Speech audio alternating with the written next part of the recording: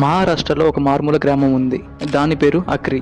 ఆ గ్రామంలో ఒకప్పుడు చాలా మంది మత్తు పదార్థాలకు బానిసయ్యారు. ఆ గ్రామంలో స్కూల్స్ ఉన్నా కూడా తమ పిల్లల్ని స్కూల్స్కి పంపించేవారు కాదు. అవన్నీ గమనించిన జశ్వంతర్ సింగ్ అనే వ్యక్తి కొన్నేళ్ల క్రితం సర్పంచ్గా పోటీ చేసి గెలిచాడు. అతను సర్పంచ్ అయిన కొన్ని రోజుల్లోనే డ్రగ్స్ అడిక్షన్ కేంద్రాల సాయంతో గ్రామంలో మత్తుకు అలవాటైన వారిని మత్తు నుంచి విముక్తి కలిగించేలా చేశాడు. 3 ఏళ్ల క్రితం న్యూ ఇయర్ సెలబ్రేషన్స్ కి పిల్లల్ని స్కూల్స్కి పంపమని, అలా ఎవరైతే స్కూల్స్కి వాళ్ళ పిల్లల్ని పంపరో వారికి 5,000 రూపాయలు జరిమానా విధిస్తామని ప్రకటించాడు.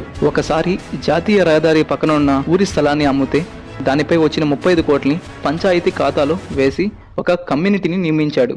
ఆ కమ్యూనిటీ ఆ డబ్బుతో మంచి పనులు చేయాలని భావించి ఉన్నత చదువుకునే వారికి, పోటీ పరీక్షలకి సిద్ధమయ్యే వారికి ఫీజులు కడుతుంది. పెళ్లి సమయంలో ఆడపిల్లలకి 25,000 రూపాయలు నగదుగా ఇస్తున్నారు. రైతులకు వడ్డీ లేకుండా రుణాలను అందిస్తుంది.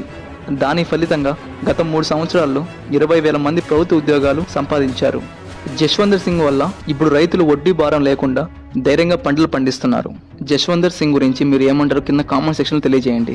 ఇలాంటి ఎన్నో విషయాల కోసం ఈ ఛానల్ని సబ్స్క్రైబ్ చేసుకోవడం మర్చిపోకండి.